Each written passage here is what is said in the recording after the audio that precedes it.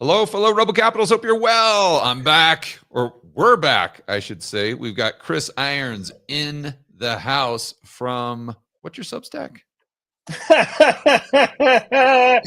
Well, there you have it, right? Look at the man you were taking financial advice from. Where's that noise coming from? Oh, I got a background window open there. It's like it's financial Dude, you said that. You're like, where's your Substack from? And then I got this, like, some window that was open just played, like, some goofy, like, yakety sax. And I thought, like, oh, is this the kind of, like, shtick we're running today? Doesn't matter. Look at me. Look at the man you're taking financial advice from. It's called Fringe Finance, George, but that doesn't matter. Okay, there you go. Well, dude, we got a lot to talk about. My big question to start off is, are you going to read the comments today? Because I doubt you're going to be getting any comments like, Chris, you're an idiot. You've been a bear for the last year and the market's done nothing but go straight up.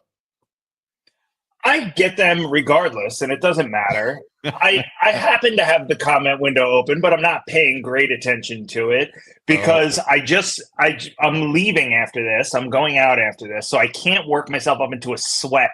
Like this next 45 minutes, I'm showered and I'm like, somewhat dressed, so I can't be like sweating profusely by the time I get up from the chair. So let's just all gather around the campfire and we'll have a nice kumbaya session here. Talk about what's going on in markets. All right, well, we'll get into it here right at the bat. We've got retailers give economic warning. It's not just the retailers, the airlines. Did you see this? So let me go. Yeah, I did see that. The specific articles that I'm referring to. Let's start off with Zara, because when you see weakness from retailers, every single bull out there is just going to blame that on Amazon.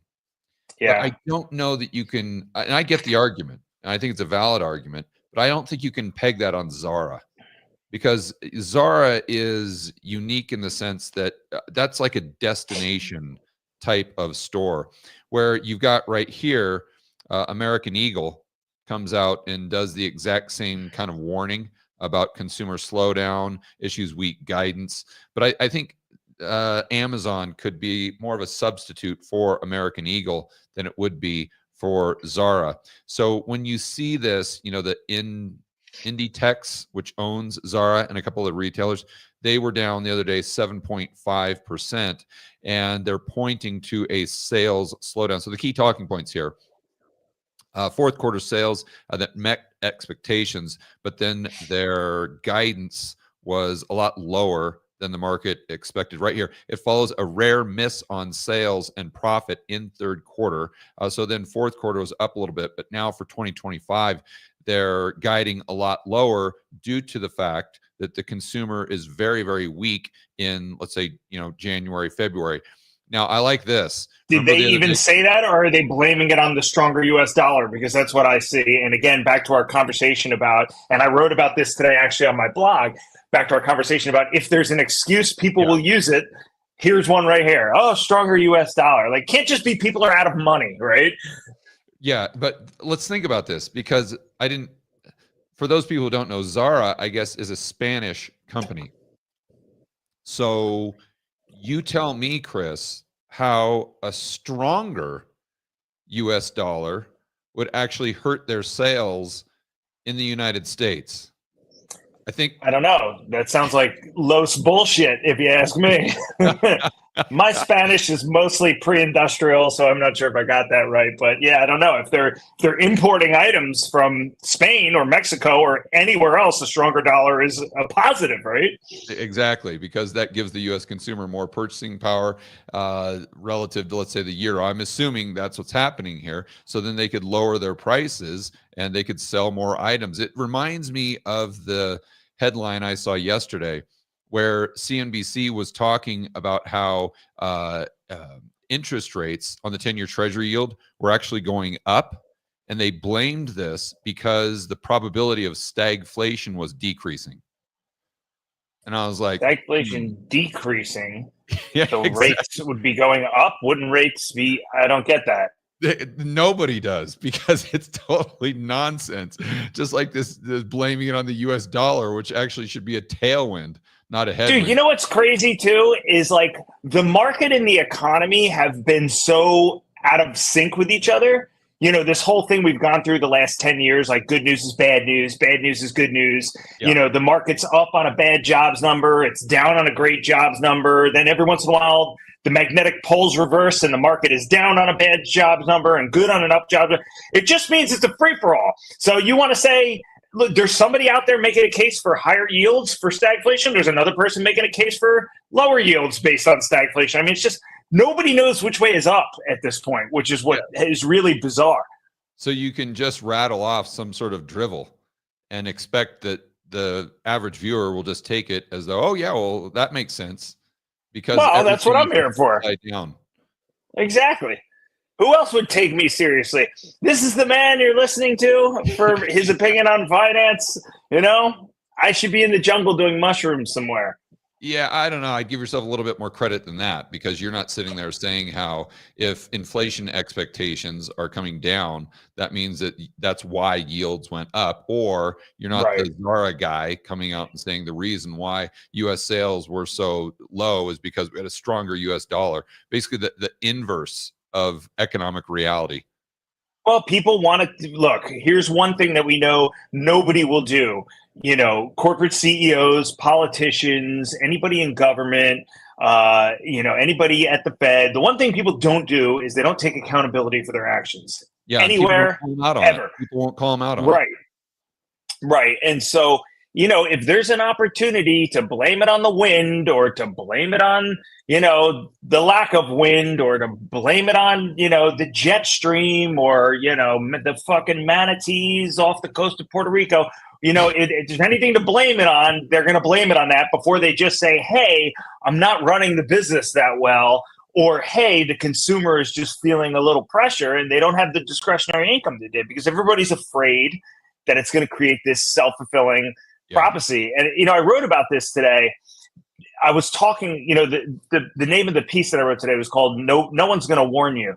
And the point is that, look, say we're wrong in the very long term and, you know, on a nominal basis, and say, you know, stocks eventually do go back through their all-time highs and then double after that, you know, 5-10 years from now.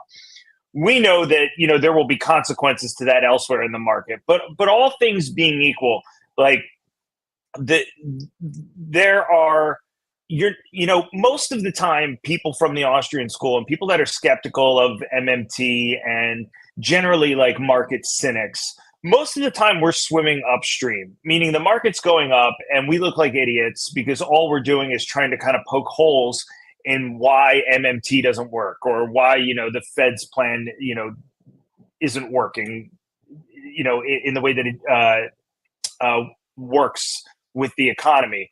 You know, fiscal and monetary aren't working together, and they can't work together at this point. But like every once in a while, the market decides that it wants to take a deep breath of reality, like it's doing here over the last month. I was just looking at a 1 month chart of the NASDAQ. So the Qs have gone from like 560 to 460 in a month, basically, and it's been a straight line down. And the point of my piece today was, as that is taking place, nobody is going to ever tell you, hey, tomorrow could be worse. No one's going to tell you, hey, next week could be worse. Even if we say, you know, a year or two from now, everything has rebounded and we're back through all-time highs, no one anywhere is going to come out and say that it's a possibility that next week you might feel a little more pain, next month. So in the short to midterm, there are no warnings. There's just people packaging up reasons to buy in different excuses and handing them out more and more. So like today, and I like Brian Sullivan on CNBC a lot. He's one of a few people at CNBC that I can, you know, tolerate pretty well. I like him. I like Guy Adami, a couple other people. But Brian Sullivan tweeted today. I'm going to read you his tweet real quick. He came out and said, where the fuck is the mouse? There it is. Okay. All right. He said, you don't lose money in the market or unless or until you actually sell stocks at a loss. Concept seems to have escaped some notice recently.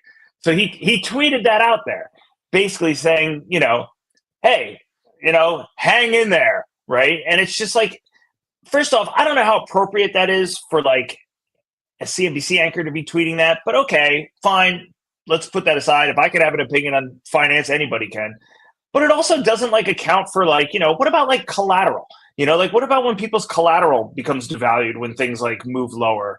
So the idea that you don't incur a loss until you sell, like that's something you hear from people that are like bag holding AMC and like, all these cash losing dumpster fires. It's not something you expect to hear from.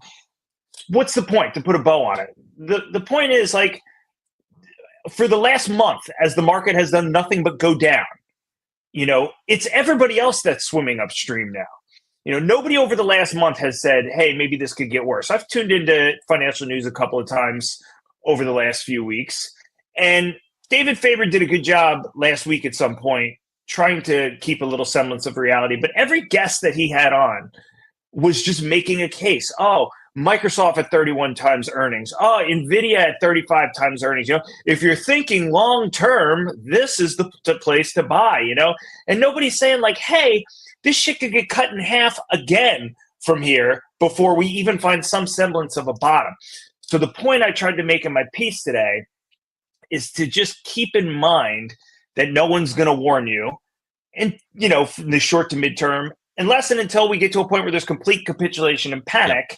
Yeah. And David Faber's running off the desk like he did a couple of years ago, like, oh, I got to make some phone calls. He ran off like he had to use the bathroom very quickly. And at that point, you want to start thinking, okay, like maybe is this a bottom? Like, all right, psychologically, it looks like we may have bottom. What do the fundamentals look like? You have to have those two in lockstep. So, in the short to midterm, you have to keep in mind that there's not going to be a damn person out there that's going to make the suggestion to you that, hey, like maybe things need to come in a little bit more or a lot bit more from here. And we've seen that over the last month. So if you bought a month ago on somebody saying the initial 2-3% dip was an opportunity and they were out there, those people, you're down another 10 or 15% now or whatever it is. So just keep that in mind.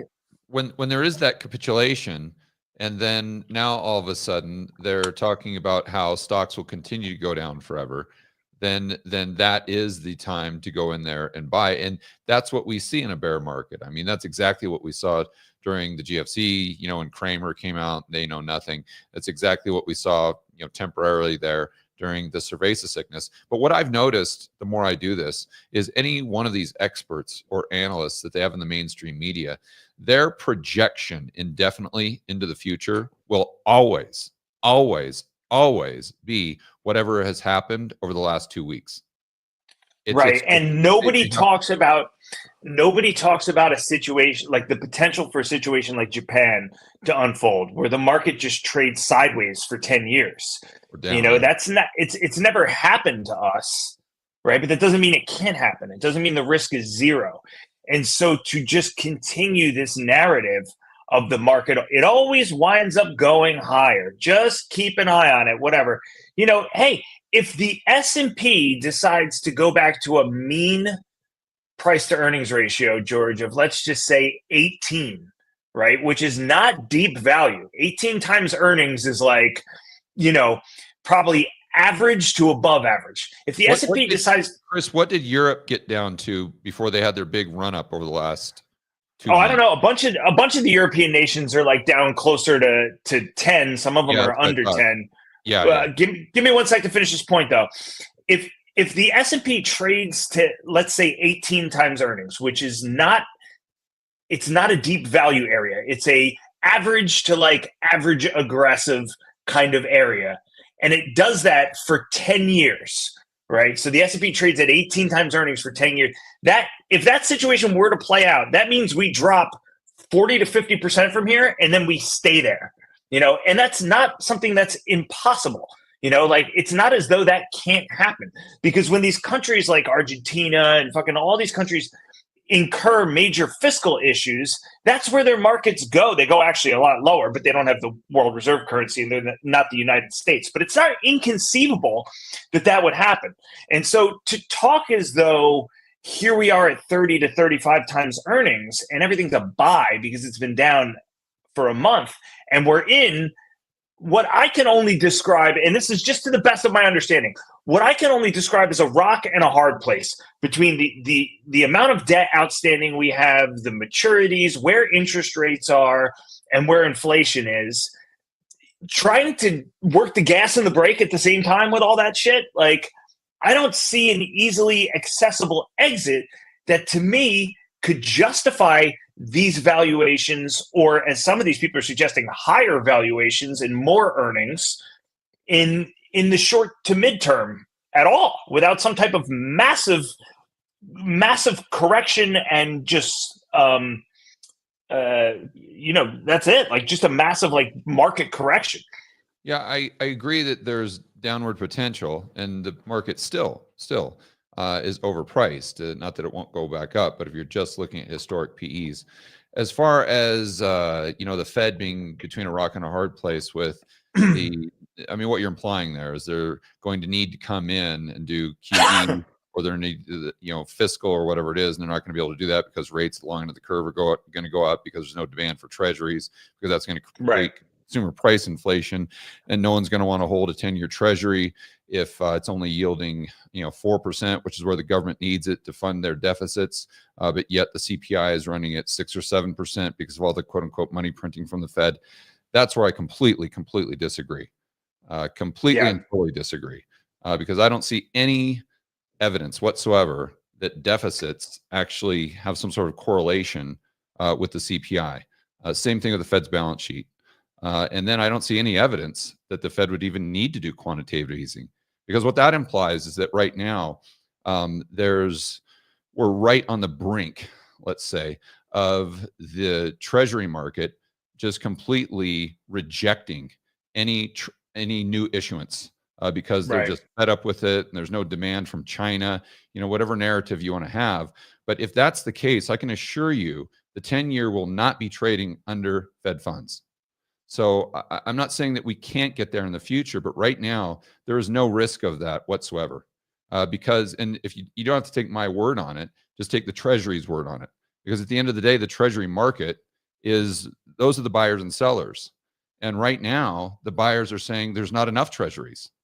There's not enough U.S. debt. We want more. For the most part, yeah. And and again, I know people get pissed off at me for saying that, but that's not my opinion. That's just simply the buyer. That's what the buyers and the sellers in the market are telling you right now. And how do I know that? Because the 10-year treasury is trading at 4.3, let's say. I think now down to 4.25. And the overnight rate is 4.33.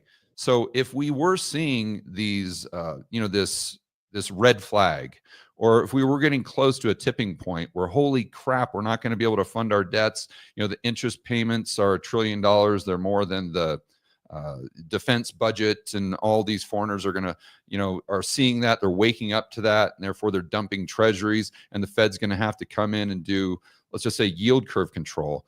That doesn't happen with a 10-year at 4.3. That happens with a 10-year at 7 or 8. And right now the 10-year treasury is going down. So again, I'm not saying that it won't happen in the future. I'm just saying there's a very easy way to time that. And it's called the 10-year treasury versus Fed funds. So what do you think the reaction would be from the Treasury and from the Fed in the event that, say the market sells off 20% in a month from where we are now, which is already, a little more pain on top of pain? Yeah, what do you think happens? I totally agree with you here. And I think the response from the central planners would be the exact same as we got in COVID. In fact, I think the lag time there is decreased even further than what we saw during COVID. Well, yeah, of course, because you had the last time we had a 3% pullback in the markets, I don't know, 6 months ago or whatever it was, Jeremy Siegel was on CNBC calling for an emergency 75 basis point cut. Yeah. I mean, it was that was the yen carry trade blow up. When the yen carry trade blew up, the next morning, so the NASDAQ was down like 4%, all right, overnight or something. And I think it was the next day, or it was it was that day, or it was the day after. They had Wharton Professor Emeritus Jeremy Siegel, who has written a bunch of books on why you should buy and hold stocks for the long run, on CNBC in a panic, saying, I'm calling for an emergency 75 basis point. First off, who the fuck are you? Like, I know you have a PhD from Wharton, but like, you're calling for it? Like, who gives a shit? You know what I mean? Like, you're not a Fed governor. Like, what influence? I mean, I guess the Fed takes their cues from experts. You know, you have Mohammed El-Arian and all these people on television talking, but like, you know, and then Guy Adami, who is one of the lone sane voices on CNBC, did an excellent job of humiliating him during that evening's Fast Money, because he said, look, Jeremy Siegel, lovely guy, like, but why is he calling for a 75 basis point emergency cut? Like, what's the problem? The stock market went down for a day. He's like, the stock market's allowed to go down too. And that's it in a nutshell right there. So you don't get more of a quick shit your pants reaction than like, you know, and the NASDAQ was much higher too. I think we were probably at, you know, the Qs were probably at 500 or something like that. You know, we had a little 3% pullback and everybody's shitting their pants. And this is like one of the things that I write about. I wrote an article called "The Next Crash is Going to Break Our Fragile Brains." And the point is the psychological conditioning that the average American investor has undergone over the last 20 to 30 years as a result of the Fed consistently bailing out the markets, which, by the way, is, you know, moral hazard in and of itself. It's the wrong thing to do in and of itself. It widens the inequality gap in and of itself. Putting the numerical part of it aside and just thinking about the psychological effect that has, you know, it's like every day you're giving a rat an extra fucking food pellet every single day. And then one day you wake up and, you know, the rat's accustomed to eating 200 of these things and you only give him 5. And all of a sudden, you know, he has a panic attack, slips into a psychosis and a coma and dies. I mean, so the point is, the more conditioned we get to being extraordinarily comfortable, the less you have to move the needle for all of us to absolutely freak out. Yeah, so I totally agree. I agree with the response that we will likely get, but I think I disagree with the results of that response at the long end of the curve, and also probably with CPI.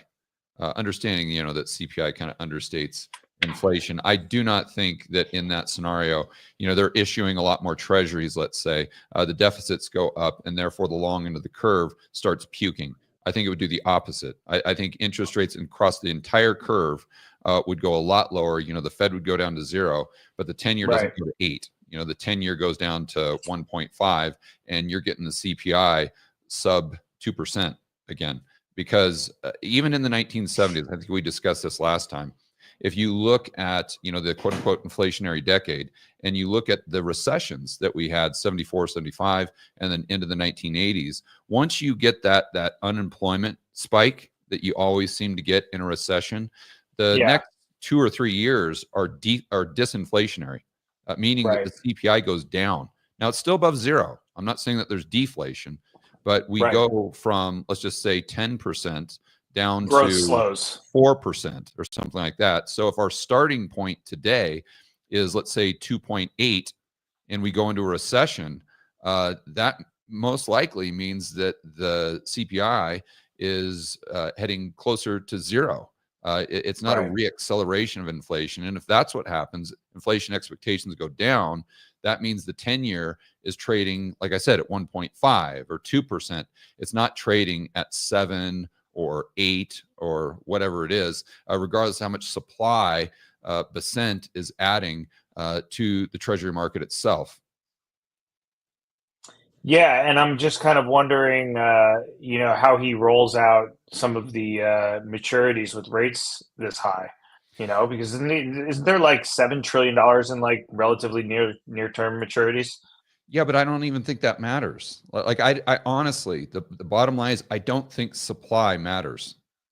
I know it's weird to say, because if you assume for a moment that it's all about inflation and growth expectations, especially once you get past the 2-year treasury, that means that if let's just say growth and inflation right now is at a 5, and therefore the market deems the 10-year treasury yield price, let's just say $100, as a fair price. That's where they're buying today. Okay, Right. well, if Besant comes out and issues $1 trillion, let's say, of 10-year treasury, he adjusts the issuance there. You got a ton more supply, and the knee-jerk reaction there would be the price of that 10-year treasury going from 100, let's just say, down to 90. Okay, Right. but the inflation and growth expectations hasn't changed. So that just means that all of these buyers out there, these banks that are just pocketing a spread, they don't give a shit about inflation. They don't care about the CPI. They don't care about issuance. They just care about the spread, right? They just care about the spread. If it goes from 100 down to 90, their spread gets even better. So if they're a buyer at 100, they're definitely going to be a buyer on leverage at 90. And that's going to bring that price right back to 100. So as counterintuitive as it seems, and I don't know that there's another market that's like this. I always say supply actually creates its own demand. Do you think that's a unique feature of the dollar being the global reserve currency? Absolutely do. I absolutely do. Yeah. Because these banks, let's think about it, Chris. If you're a bank, then what is your risk in doing this? Or what is your risk in doing this with JGBs, as an example? Well, the liability side of your balance sheet is most likely dollar deposits. So you got dollar deposits. You're not going to go out there and buy JGBs because you have FX risk. Right. But if your liability side of the balance sheet is dollars, you're going to go out there and buy treasuries, because then you eliminate that variable. You eliminate that risk. And then most people don't know this, but in the Eurodollar system, it's much easier for them to match up maturity, because they really don't do demand deposits. They try to funnel all the deposits into time deposits. So they can go out there and they can buy a 2-year treasury, and they don't have any duration risk. So if you're buying a 2-year treasury with a 2-year time deposit, and you're paying that 2-year time deposit in dollars, right, at 2%, well, you buy a dollar asset at 4%, and there's literally no risk. There's no risk whatsoever. So you're just going to buy more and more and more and more. And if that delta, for whatever reason, because of issuance, goes from 2% up to 2.5, you're just going to buy even more until that price goes back down to 2%. Now, if it goes down to 1.5, now all of a sudden the risk reward doesn't make sense. Right. See? So then you're going to take that balance sheet capacity, or those dollar deposits or whatever, and you're going to do something else with it until that delta goes back up to 2%. In other words, until the price, if it goes up to 110, then you're going to do something else with that balance sheet capacity, something else in terms of dollars. It's got to be dollar denominated, until that price comes back down to a level that makes sense with the risk reward based on inflation and growth expectations globally, by the way. Great. Well, that's just about enough to make me want to start drinking again. Thank you for that. So this is why I say, I always tell people, and sometimes, especially on Did everybody get all that, by the way? Are you guys fucking taking notes? There's going to be a test on this immediately after the stream, and it's going to be multiple choice, and the answers are going to be very, very similar. There's going to be most of the hardcore Rebel Capitalist fans that are on these live streams, they've heard me say this so many times. I think that they really understand it, so they actually do quite well on that test. But especially on Twitter, where you don't have the luxury of video or audio. I like the guy in the chat's like, "What the fuck is George talking about?" I don't know if he's gonna pass, but that's all right. Maybe that guy's an exception. Me and him will be like in Spies Like Us, cheating off each other when they're taking the test. That was like one of the funniest scenes of that movie. All right, sorry. So what do you think? No, but the bottom line here is, that's why I always say the debt doesn't matter. The debt doesn't matter. What matters is the spending. That's what matters, because the government spending is what creates the economic distortions. And this is where I completely agree with the Austrians. That's what creates the malinvestment. That's what creates the misallocation of resources. The spending of the expanded money supply, or the spending itself, or the expansion of the money supply. It doesn't matter. No, just the government spending itself, because as the government spending becomes a higher and higher percentage of GDP, that makes the private sector less and less and less efficient. Right. So you're creating fewer goods and services, standard of living goes down, even if you're not creating more currency units. Because the larger portion of GDP is essentially like less efficient, because it's not the private sector. Correct. And that's why quality of life goes down. Correct. So Got it. when I say the debt doesn't matter, I'm talking about, foreigners buying our debt or banks buying our debt or something like that. Then that's why I like to focus on the government spending as a percentage of GDP. Super. All right. So now let's go over. Smile and nod, everybody. Smile and nod. Did you see this, Chris? So I wanted to highlight that although in the title I was talking specifically about retailers, it's also the airlines that came out. Yeah, I did see that. Yeah, I think that this is a very good gauge because obviously you're not going to buy an airline ticket on Amazon. Right. This is a very good gauge, I think, of discretionary spending, not just with 100%. consumers, but I think also with businesses. Because the first thing that they do is cut back those sales guys and gals going to, to Florida for the convention. Right, and personal vacations and personal travel too. Yeah, I mean, when you're looking at the totem pole of expenses that you're going to cut in terms of like household discretionary spending, before you sell your car or sell your house, one of the things goes first. Yeah, the trip to Florida gets shit canned in favor of an RV drive to Michigan or something, not as exciting. Hey, we're doing vacation a little different this year because we're fucking broke, Yeah, or in lieu of paying your rent or something like that. So right here, the headline is airline CEOs. And it's not just Delta, because a lot of people are saying, oh, it's because they turned upside down and there's that big crash and no one wants to fly them. Now, it's pretty much all airline CEOs warn domestic travel demand is slowing. So this is on top of what we're talking about with American Eagle, Zara, Delta, American, and Southwest have cut their first quarter forecasts. Airlines have said economic weakness and uncertainty have driven down domestic travel demand. Oh, wow. They didn't blame the weather. Yeah. Or the strong dollar. Yeah, that's incredible, Strong dollar. It's got to be. They didn't blame. They could have came up with some bullshit like, oh, the recent FAA incidents, the helicopter crashes of the plane in D.C., and then you had the planes that almost hit each other at LaGuardia, wherever that was. They could have said those have made travelers, hesitant to get on planes. They actually came out and said economic weakness. And at the end of the day, that's what it is. Somebody just put in the chat, at the end of the day, the consumer is broker now than they were 6 months ago. And that's going to show up in 2019.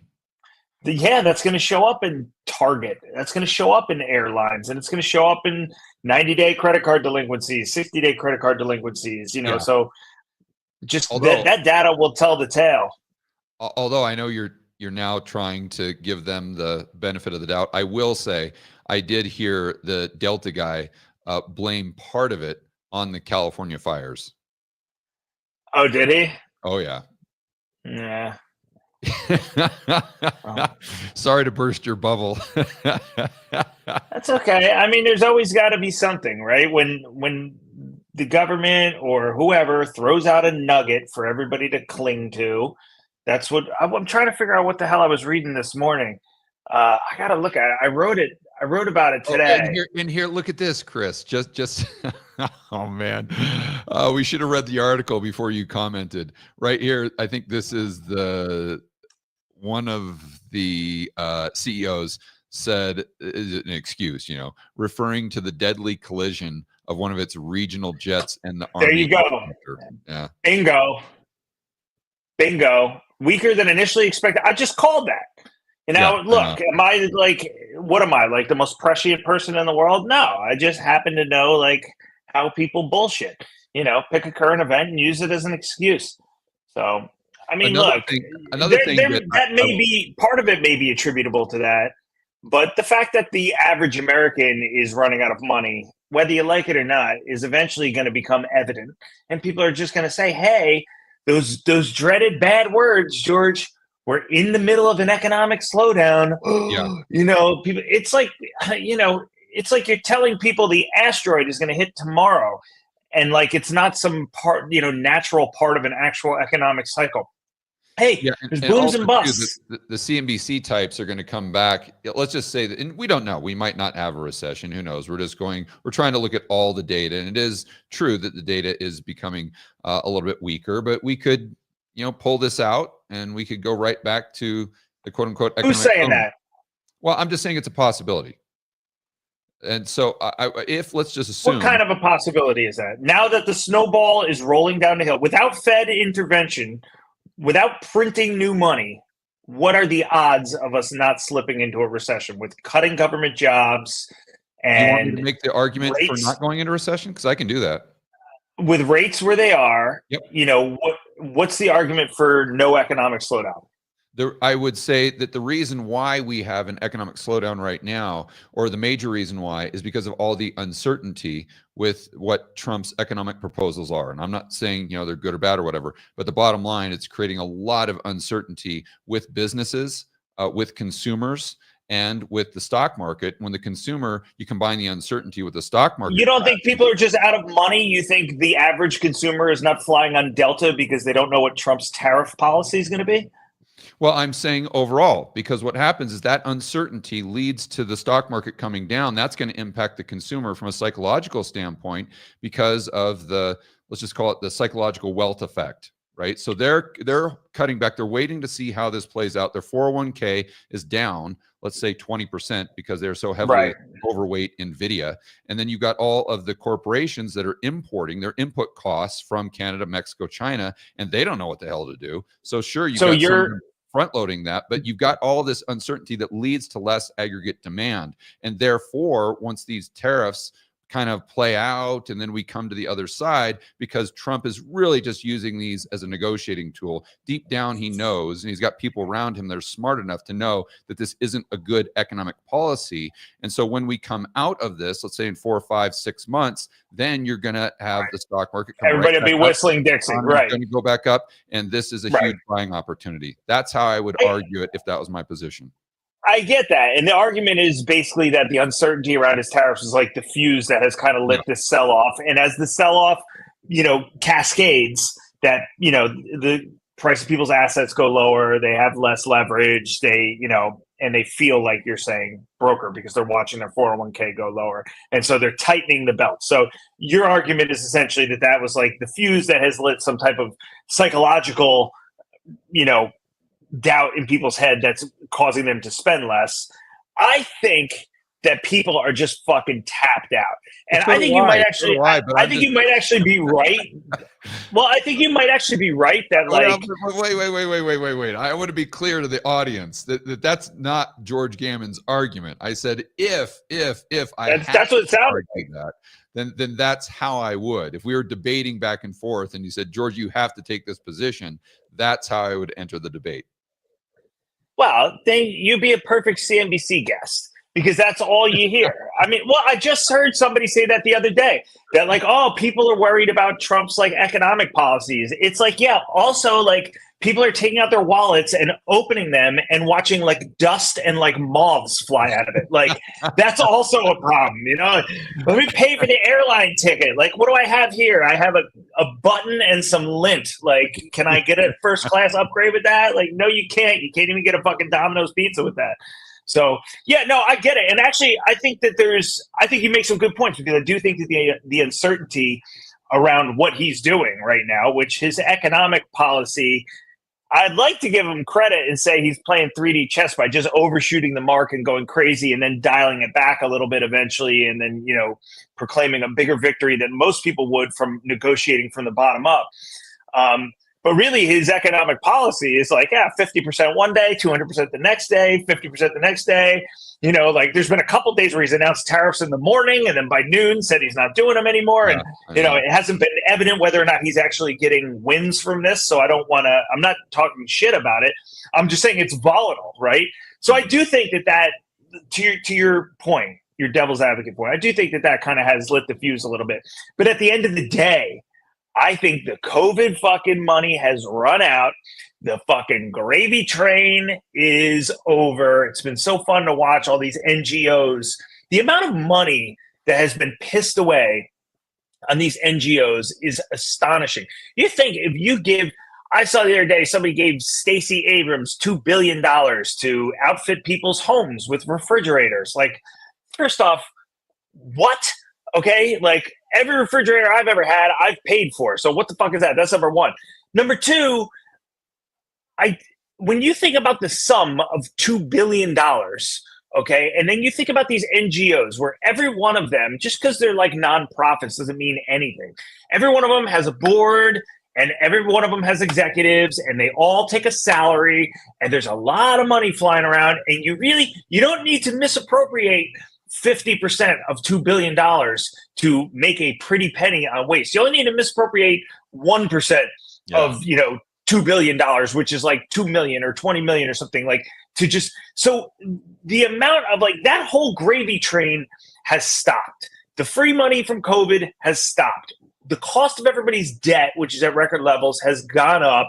And now as you're saying, could be a cascading effect, but as the job market is starting to look wonky, and a lot of the great jobs data, by the way, that happened under Biden, half of it appeared to be government jobs, and the other half appeared to be people working second and third part-time hustles, service workers, people bartending on the side, people working extra and doing DoorDash, like the gig economy, all that shit.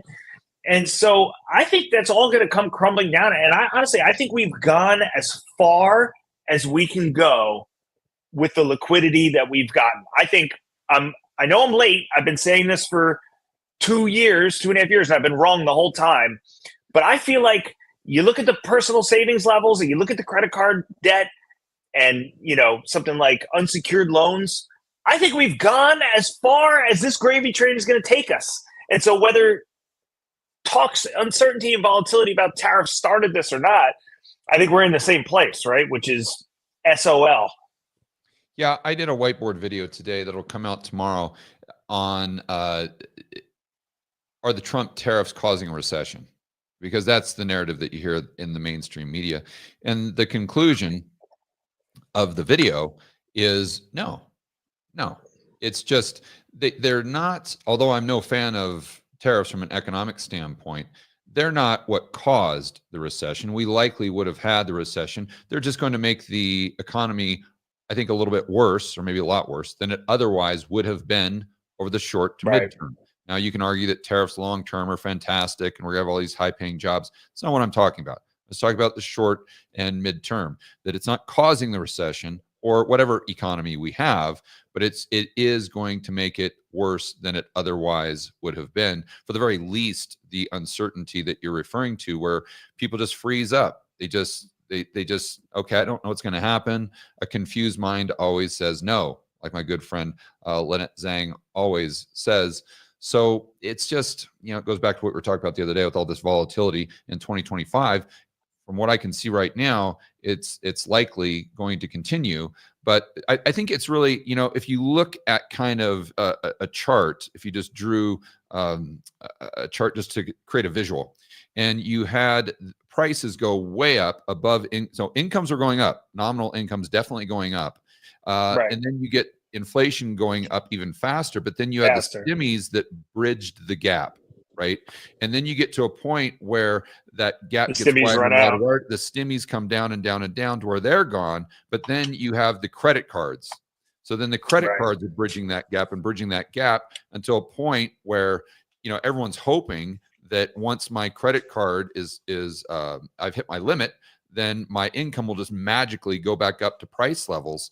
But that's not what we saw happen. And now, let's get your opinion on this, Chris, because the CPI came out yesterday. It would look something like this, right? Correct. Almost. Correct. Right. Exactly, so you have a certain closeness between, this is like essentially an affordability gap, right? So here's what you're earning here versus here's what you want to pay. And you start earning a little bit more and you can kind of stay close to the price thanks to the stimmies. And then when they run out, then you got the credit cards. And then all of a sudden at the other end of that, now you got this big affordability gap where you can't afford anything. Yeah, and that's what we're seeing in airline tickets. How's that for a whiteboard? Yeah, that's actually very, very good. And in fact, the stimmies, at one point were so extreme when you combine that with not having to pay your rent and student debt and everything, that I would argue they would have gone up above the top line. Yeah. To where there was excess. There was excess aggregate demand at the same time when they locked everyone in a cage and they totally destroyed global supply chains. And then Good everyone's shocked times. that we have consumer price inflation. It's like, well, Good fucking times. Locked in the old cage. I was just reading, I just posted yesterday a great article from, I think it had to be Brownstone or Mises talking about, looking back 5 years. And it really is something, man. I mean, when you think about 5 years ago, I saw a photograph of a guy in full SWAT team gear on the beach with like an AK-47 or some kind of rifle, and there's a family sitting on the beach somewhere in California or whatever. There's no one else on the beach. It's the family, like a mother and like two daughters, I think, or maybe a mother, father, two daughters, and the guy's standing there with a gun, and he's just like this, like, get off the beach. I'm just like, what happened? You know what I mean? Like, I got to tell you, man, it's crazy. Like, as it's happening, I got to give you immense credit because, like, you're always really good at kind of pointing it out as it's happening. And it's tough to do that because when there's fear and uncertainty involved, it is like your natural instinct is to side with, like, the people that want to help me, the people that know, the people in charge. But time after time after time again, all those people have done is prove that, they don't have your best interest in mind. And, for you to be able to call that stuff out as it's occurring is really, it's a very unique voice. And it takes a lot of courage to do that because the pushback is the most vociferous as it's happening. Now, 5 years later, as we look back on something like a photo of that or the article about a guy who was windsurfing, who they went after, is windsurfing by himself in the middle of the ocean. They arrested him and hauled him off the beach. I can only pray to God that we at least learn from this. But sadly, I feel like, unless we've turned some major corner, I hope we've learned from it because it's the lesson there is it's all about principle and your principles. You got to just, when the decision is extremely difficult, you've got to just have an honest conversation as to what your values are and your principles. right. And that's kind of your North Star to make those difficult comments or make those difficult decisions when they are contrarian, to say the least. Contrarian to the point where people are like giving you death threats and whatnot. I remember I had a Vax card because I had to get the Johnson & Johnson vaccine. I had to get the vaccine to travel at one point. I didn't have an option, and it, really bummed me out quite a bit. And by the way, the only time I ever like got COVID and got sick was like right after I got the vaccine too. Which I of course. Can't help but like, that trip that I went on, which was like a week after I got the vaccine, I was sick for. Like, I had a fever. I was all fucked up. Like, I couldn't believe it. I was just like, I can't believe. So anyways, here's the point. The point is I went out of my way to get the Johnson & Johnson one because I didn't want the experimental mRNA vaccines. But when I got back to Philly, I remember going to a bar with somebody and you get all these like hipster dorks that run bars that like are like all walking around with their masks on and like, everybody's in charge here. Like, make sure you do one bar. I'm not going to name it, but like a bar that I was a regular at, like I'll never go back to. Like the owner was such an asshole to me for no reason at all. I've been going in there for 10, 15 years and like just lost his mind. And I had a mask and shit too, because they required a mask. But I pulled it down to drink my beer, and I was like watching the Phillies game, and he was mad that I wasn't pulling it up after every sip. I finally said, I'm like, dude, I'm not going to say his name, but I'm like, dude, I can't fucking do this, man. I'm like, you're out of your fucking mind. And I left, and I never came back. What's the point of my other story? I went to this other bar where they had this big sign on the door. Have your mask, have your sanitizer, have your vaccine card ready, blah, blah, blah, blah, blah. If it was up to me, would have never walked in, but I was meeting people there. I hand the guy my vaccine card, okay, which is a little note card like this. It's got my name on it, and it says, my date that I got vaccinated and some other, shit and whatever. Looks at it, looks at me. There's no picture on it. You know what I mean? I could have wrote fucking George Jetson on it, and this guy would have been like, oh, Mr. Jetson. And he's looking at it, and he's looking at me like he's trying to make my face out from what he's looking at. And I'm like, bitch, my picture's not on the fucking card. How do you even know that's mine? And he looks at it and he looks at me again and he's like, yeah, you're good. And I'm just like, this is a fucking joke. Yeah, you know like what I mean? Like this. you up to Yeah. he makes the decision. Like he was carding me. Based on him looking at the card. Like he was carding me for my ID at the door, except it wasn't an ID. It was a little stupid piece of cardboard like this. Like, Georgia, I could literally be like this. Like, hey, what's up with him? He's okay. How do you know? It says so right here on the card. Okay. No picture, no nothing. Oh, let me see here. It was like the World Series. It was like the World Series and the Super Bowl for people with an authority complex. That's exactly what it was. And you know, no one better to watch try to assert authority than like some dorky like beta male hipster at some fucking like, you know, too cool for everybody South Philly bar, which by the way never used to be in South Philly, but now all of East Passyunk has like turned into like, you know, nice with families and stuff. And that, you know, and the dude was like 22 years old, you know, doesn't know shit about shit, like probably hasn't even gotten his first pimple yet.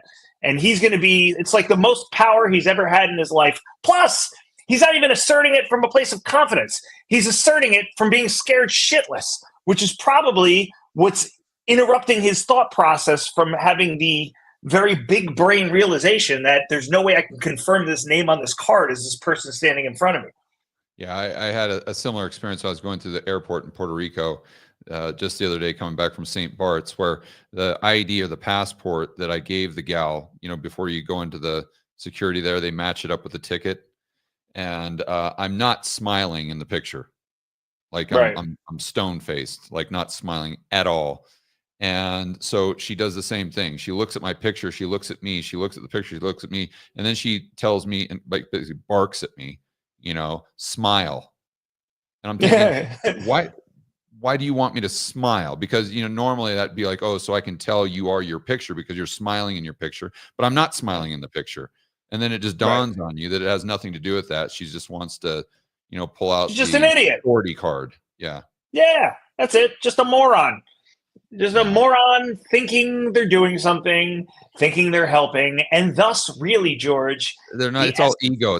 They know they're not helping. It's just the essence of many government jobs. You know, it's just their ego. Their life is so miserable that the only just fraction of joy, the only second of joy they get in a day, is just pulling out the authority complex card to make them feel like they have some sort of value in the world, just because their normal life is just so pathetic.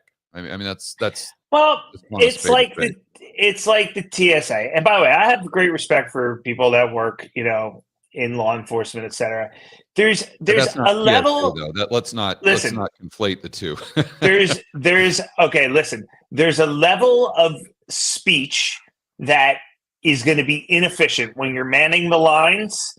Okay, if you're telling people, hey, please take off your shoes, take the laptops out of the bag, whatever, there's a level that's low enough where it's going to hold the line up, okay? Then there's a level where it's efficient, meaning you're communicating clearly to the people that are online that, like, you have to take your shoes off, take the laptops out of the bag, dump your water, you can't take this, move to the side when you get out, whatever. Then there's a level on top of that I'm going to refer to as mega dick, right? Because there's no reason, right. There's no reason that anybody should be shouting any instructions short of you and me being in a foxhole somewhere and one of us visually confirming an incoming grenade. Okay, maybe that would be, get the fuck out, right? Okay, fine, we'll let it slide. But like, to be standing there, to go that much further up in your, like, get out of the bag, you know, it's like when a cop pulls you over, it's like, let me see what's the registration. It's like, dude, I was doing 30 and a 25. Like, you're not catching Bin Laden here. It's just fucking crazy. Yeah, but it's yelling at you that same degree of intensity for having half a bottle of water in your laptop bag or something like that. It's that same grenade intensity. It's that same, but you know what they're doing there is it's all about boot camp. And in boot camp, the first thing that they do is they try to demoralize you. They try to take away your identity and then build you back up from scratch. It's conditioning, right? And it's the exact same thing now going through airports or TSA. It's really, and whether this is the intention or not, this is the net result. And that they're breaking people down. They're breaking down their psyche to a point where they're obedient. They just get accustomed to being obedient. They get accustomed to being disrespected, excuse me. And then this just all of a sudden becomes a norm. So whenever they go out into society, and whenever they see someone from the government, regardless of how inappropriate they are, they just grab their ankles and take it, because that's what they've been conditioned to do. And, you know, by the way, when I went through this, I told it on Twitter, but I think it's worth telling again for people here, because we've got to put our foot down. This is the only way that this nonsense stops and we get off this slippery slope. And that's the conditioning slippery slope. When I went to Puerto Rico, you know how you get in line to wait to get to go through security, right? And that line that I was talking about, where you give the gal your passport and ticket. So now in Puerto Rico, you start at this just ridiculously long line, and then halfway in the line, you have to walk, like march, like this 25 yards in a straight line, while these dogs are just all around you, like sniffing your bag and sniffing your nuts while you're in line. And if you veer just like 1 inch off of this line, you've just got that guy just screaming at you in your ear, you know, get back on the line, get back on the line. And you're like, dude, chill the fuck out, man. Chill out. I know. And then I love the dogs too, because you always get that, like, oh, the dogs have alerted to something in the trunk. The dogs have alerted to something in your bag. It's like, bitch, I didn't see that dog do anything. Like, that dog just walked. Go ahead. Here's the comedic part, Chris, that I think you'll love. So just before I get to that part where they're screaming at you with the German Shepherds and whatnot, the group in front of me is probably 4 or 5 transvestite guys that are all vaping in the airport, just vape to the point where there's just clouds of vape coming. Like, and it's hard for me to, that's when I actually wanted to wear a mask. And then the people behind me were a group of 4 or 5 people that were literally 300 pounds plus, that hadn't showered in at least 4 months. So you've got this BO stench and this like haze, this like, this cloud of vape that's just consuming everybody. And I'm like, you know, doesn't that affect the German Shepherd? Like, if we were really serious about finding carrot sticks in my bag or whatever it is, you know, or drugs or whatever they're looking for, you know, you would think they would tell the tranny guys to stop vaping. But of course that doesn't happen. And then check this out. Then I go through the gal. Well, they're a protected class, George. You're not. You're a domestic terrorist. Yeah. So now I get to the front of the line where there's literally chemtrails, you know, in the airport from all the vape. I give the passport where the gal does the whole smile thing. And then I set my bags down on the conveyor belt to go through the metal detector. And another TSA guy comes up barking questions at me. And I'm not shitting you, asking me if I have gold or silver in my bag. Right. And I'm like, no. I think he told me that a couple of weeks ago. And then I go through, and then I sit down at the gate, and there's another German Shepherd and another gal while you're sitting at the gate, sniffing you, sniffing your nuts, sniffing your bag, sniffing you while you're there. And it's just like, we have completely gone off the deep end. And the fact that Americans put up with that is just because you're going to use gold to hijack a plane. Like, I mean, I don't know what, like, I don't know, man. You know? I remember growing up with my father. When he would go to the bank, let's just say he was depositing $1,000 or something. If that teller would have asked him where he got the money, it would have been, I mean, there would have been hellfire coming down from the heavens. I mean, he would have gone off on that person. And I doubt he would have left until that person got fired. I mean, but that was like everybody. That wasn't just like, my dad wasn't an anomaly. Like that's how Americans used to be. And I just try to think No, about my dude. father now, if he was alive, going through that same sequence in the airport, dude, he would have completely lost it. I mean, he would I'll, not put up with any of that, because it's why? Because he had dignity. He had dignity, right. for heaven's sakes. And that's what they're trying to strip away from every single American. And the goal there, of course, is obedience. Right. Yeah, and you know what? Like before I knew what KYC and AML laws were, like a long time ago, I don't know, 10 years ago, I remember I was at a casino and I gave them my card. I was trying to get like $1,000, you know, like from the cage window for my debit card, and they gave me, or they took the card, and they, you know, I understand they got to take your license and everything, fine, but the lady asked me, "What do you do for a living?" prior to that, and no one had ever like asked me that before. Like it wasn't like, you know, now that's like standard practice. You go to take more than like $2,000 out of your bank account, you got to fill out a questionnaire. But like, she's like, "What do you do for a living?" And I was like, "What business is it of yours?" Yeah, you know, exactly. like, because I was just like that, you know, it's not because I made the money illegitimately. It was completely legitimate. I just was like the way that she asked, the first thing I thought was, this lady is accusing me of something. She's accusing me of like, you know, having illicit funds or something, you know? And so I was just like, what the fuck? And I remember I called the manager over, which I never do. I'm like the lowest maintenance person in history. And I was just like, hey, like, what the fuck? You know what I mean? Like, it's just, and every once in a while too, I talked to my best friend about this. Like, it doesn't take a lot of money either. Like every once in a while, if you carry more than like, you know, a couple $1,000 balance in your checking or your savings account, like, and you go up to the teller and you ask for something innocuous, like, you know, I'm here to deposit a check or something, and they look at that screen and they see that you have a balance that, you know, suggests anything other than you're earning minimum wage, the questions start coming out. Oh, have you talked to one of our wealth advisors? Oh, what do you do for a living? Oh, well, you know, how long you been doing that? And I'm like, yo, can we have some? And I'm not, you know, talking about huge sums of money. I'm talking about just like, you know, they see that little bit in your checking account, and all of a sudden it's like, where did this come from? Like, tell me. And it's just like, fuck you. Like, it's none of your fucking business. And it goes back to principles here. And here's the main takeaway. We have to get back to a point in society where the expected response from that question is, it's none of your fucking business, as opposed to where we are right now, which is, thank you for asking. Right. Yeah. Well, that I definitely don't say. But I'm saying that as a society, that's where we are right now. Most Americans, we've been so conditioned to accept this nonsense that when someone asks, "Oh, what do you do for a living?" It's, "Oh, well, thank you for asking," right? Instead of what the response should be is, "It's none of your effing business." Right.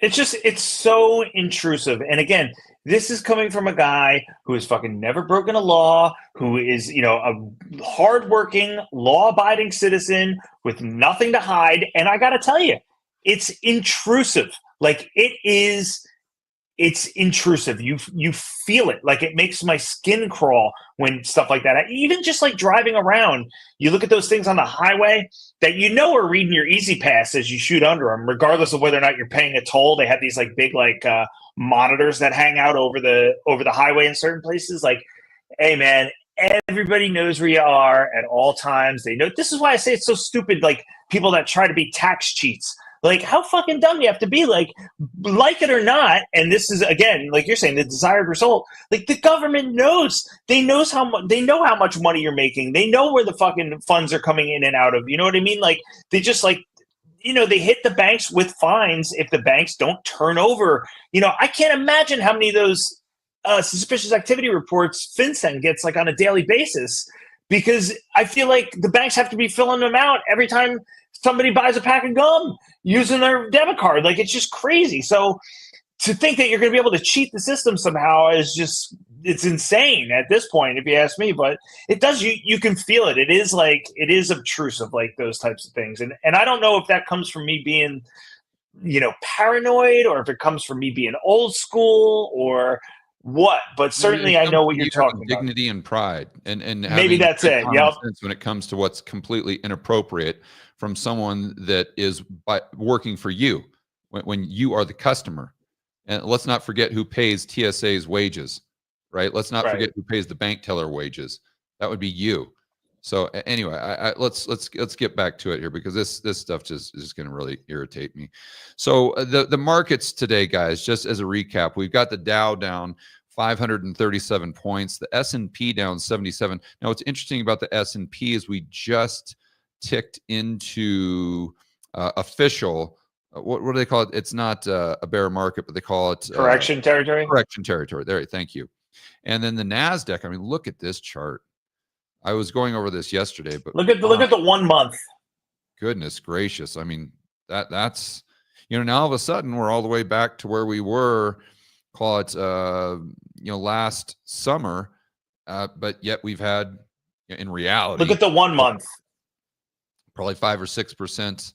Consumer price inflation. So 1 month, yeah. Clang. Yeah. And I was this weekend, I was in St. Bart's, and when I'm there, I really get to kind of pick the brain of a lot of really successful hedge fund managers, and that used to manage billions and billions of dollars. And every single one of them was telling me that when they don't know who the buyer is going to be, because they're like, George, when we see a chart like this, we don't buy. Like we're not hitting the bid.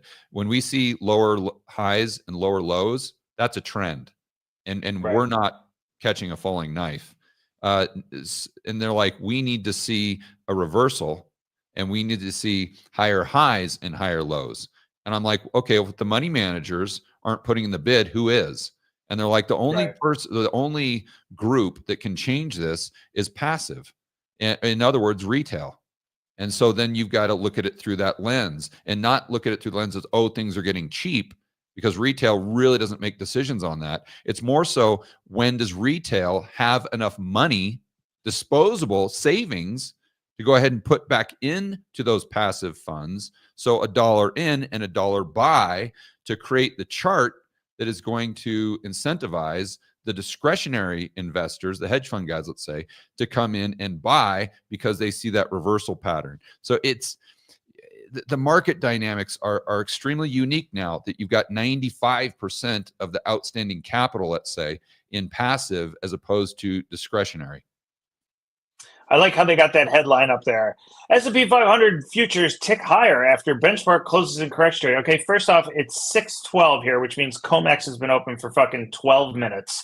All right, and that's and I don't know what the futures are up, but I'm guessing S&P futures are up probably like 10 points or 5 points. Here, I can go to it. As if that is relevant at all. 14 points, right?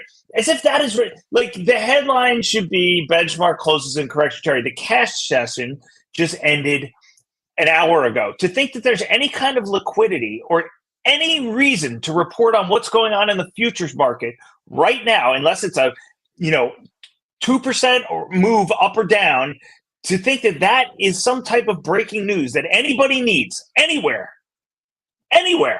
is mind-boggling. Yeah, it just gives them the ability to spin a little bit, as you would expect. Yeah, to say, oh, the futures tick higher. Don't worry, guys, we're back. And it's like, hey, look what happened every time that's happened so far over the last month, and look at what happened after the good inflation report.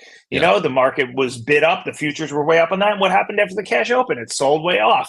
And so. And here we go. I don't understand the psychology of putting that gold up there as breaking news. Gold $3 away from 3,000. All-time high. How about that? Right? I would say so. Yeah.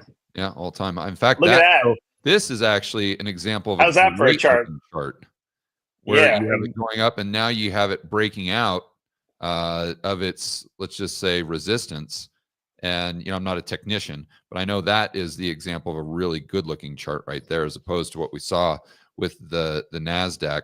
So, man, this is, I've always tried to figure out what moves the price of gold. And I talked to Keith Weiner the other day, who runs a company called Monetary Metals, who they're sponsoring the channel for a couple months here. And he's like, I've studied it almost my whole life, And the only, it's not the dollar, it's not the deficits, it's not all the things, it's not inflation really, it's just uncertainty. It's really the bottom line. So when you see short-term moves, to the upside in gold, what that tells me is just you're seeing a proxy for uncertainty go straight up. Yeah, and inflation and the eventual money printing that's coming. Like the market sure didn't wait. I don't think it's inflation because I haven't. Well, the coming inflation, meaning the coming expansion of the money supply. Yeah, I don't think that's it, because if you look at like the CPI, you don't think that the gold market is anticipating more money printing? Nah. I would disagree with you because it hasn't led. Number one, it hasn't led to consumer price inflation in the past. So I don't know why. I know it really would. But the point is, like, something's broken. Like if you look at like how it decoupled from real rates, how gold decoupled from real rates, like 2 years ago. I'm saying if you go back and look at a 40-year like a analysis, and you say, okay, real rates. Well, sometimes there's a correlation, but then sometimes there's an inverse correlation. And it's the same thing with inflation. It's the same thing with war. It's the same thing with the dollar. It's the same thing with all of these, items and variables. But you don't think it's like geopolitical stuff that's driving this move, do you? I think it's everything that leads to this uncertainty. And if you've got uncertainty, then gold's going to get a bid. And if you have more and more certainty, especially in the global, can Josh find gold versus M2 on a chart? Well, yeah, but let's just, I can tell you, I mean, gold went straight down from 1980 to call it 2002, and M2 money supply went straight up. So, I mean, did they recouple and continue in tandem? Yeah, but it's a coin toss. And with statistics, I mean, anything is just 50-50. There's no. I think the dynamic, like, if we're going to sell off huge in markets, I think gold will obviously sell off as well in the midst of that, right? Possibly at a time where M2 starts to expand again, which is kind of what you would expect, like during a deleveraging, right? People sell everything that's not bolted down. And then eventually I feel like gold would go up much higher. I feel like the trend that I saw with gold and real rates a couple of years ago, decoupling, kind of spoke to me at the time of like, all right, the gold market seems to know that the US is out of really good options. And at the same time, you have the whole sanctioning Russia thing and basically weaponizing the dollar that maybe has bifurcated the US from BRICS a little bit more, and that there's like more contention there. Like, do you think that could be like a driver of it as well? Like the fact that, some of these other like BRICS nations are really probably now more like verbosely, openly challenging the dollar than they have. No, I don't think that has anything to do with it. But in that bucket, let's say, I do think that one of the strong moves that we saw in gold over the last year and a half or so has been central bank buying. I mean, there's no doubt about that. That's right. It's them dumping treasuries and them saying, hey, I don't want this counterparty risk. I don't want something frozen. So I'd much prefer to put gold on my balance sheet. And that's definitely going to impact the price. But as far as, the BRICS talking about moving away from the dollar and then the dollar crashing and gold sniffing that out, I think that's complete nonsense, because if you actually think about the monetary system, it's debt driven. So if demand for dollars goes down, then that would actually give a tailwind to the dollar versus other currencies, because if the demand is going down, then there's fewer dollar loans being issued, right? So if there's fewer dollar loans being issued, more are being paid off. And if the dollar is created through the issuance of debt, then if you have less debt, you have fewer dollars. So it's this weird dynamic. It's very similar to treasuries, where it's counterintuitive in the sense that demand for dollars really controls supply. And this is why, Chris, if you look at the dollar, let's say 2000 to 2011 or so, or maybe 2009, you see the dollar go straight down on the DXY. Why? Because there's a lot more demand for dollars. Why was there more demand for dollars? Because we had EMs expanding. We had China, and all that takes commodities, and commodities are denominated in dollars.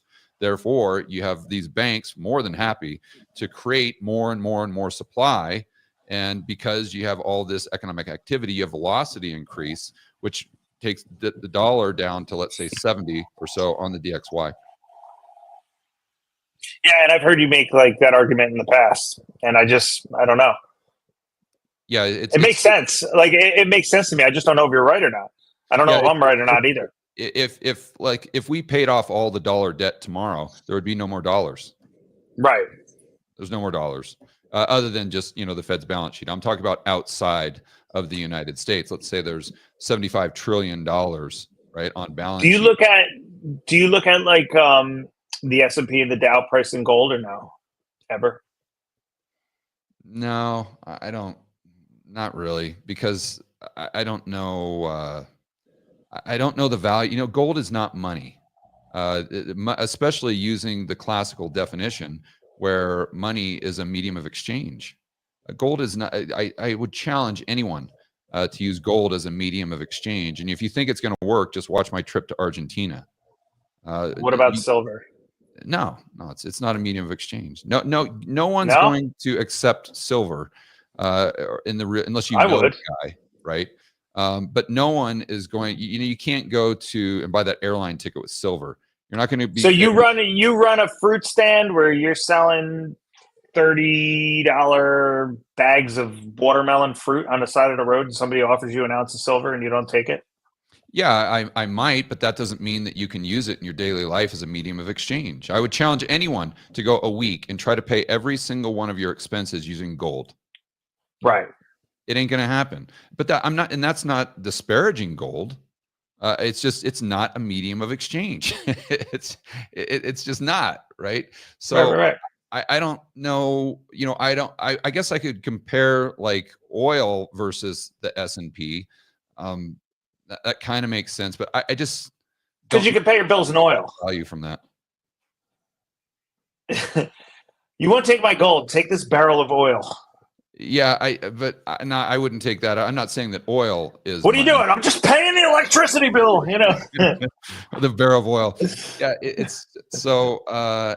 Anyway, I tend to look at currency versus currency, and then it's a store of value, right? You admit. What's that? Gold. It's a store of value over long periods of time.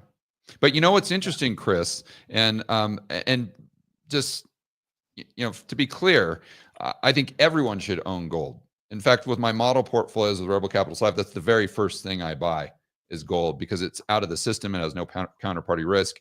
And over very long periods of time, it absolutely 100% maintains its purchasing power.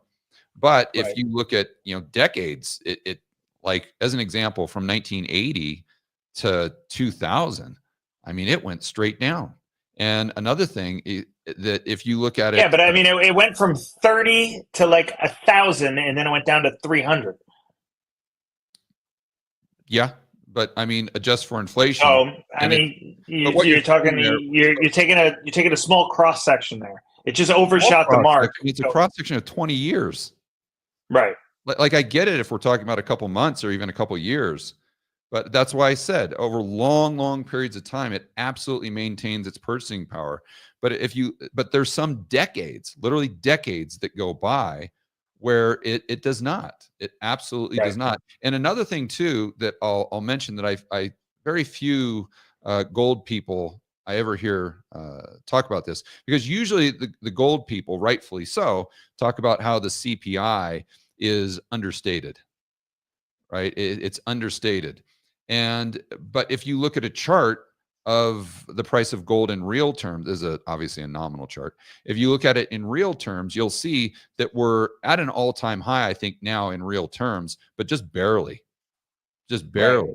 And so if you do believe that the CPI is artificially low, then the price of gold in real terms is lower than it was in 1980. So you haven't even maintained your purchasing power over the last 20, 40, 45 years. Okay. But to be clear, it's the very first thing. I get your point. I mean, but you're conceding over the course of the very long term that it does store value. Oh, there's no doubt about that. I mean, you can go back 100 years, you go back 200 years, you go back 500 years, and you can buy the exact same amount of stuff. And by the way, when I'm talking about purchasing power and all these things, that's just one reason to own gold. In my view, the number one reason for sure is to have purchasing power outside of the system that has no counterparty risk, right? And is something that allows you, a lot of freedom, and it's something that's always going to have a bid. It's always going to have a bid. And the fact that gold sells off when we get a liquidity event tells you that it's specifically doing its job, because it's the last thing with a bid. When the stocks don't have a bid, when the treasuries don't have a bid, when nothing else has a bid, gold always does. And that's another reason why I think it tends to, or one of the tailwinds that impacts gold tends to be uncertainty. Yeah. Okay. Well said. All right. Now that I've pissed off every single person in the audience, but that goes back to just being honest. You didn't piss me off. Who cares? And I disagree with you on some of those, some things, but we're on the same page in general. Absolutely. Absolutely. All right, guys. Definitely check out Chris's Substack. That is Fringe Finance. See there, I remembered. Very good. Make sure you read the disclaimer. It's long and lengthy and tells you why you shouldn't listen to anything that I say. All right. And on that bombshell, guys, enjoy the rest of your afternoon. Make sure you are standing up for freedom, liberty, free market, capitalism, and we'll see you on the next video. See you, buddy.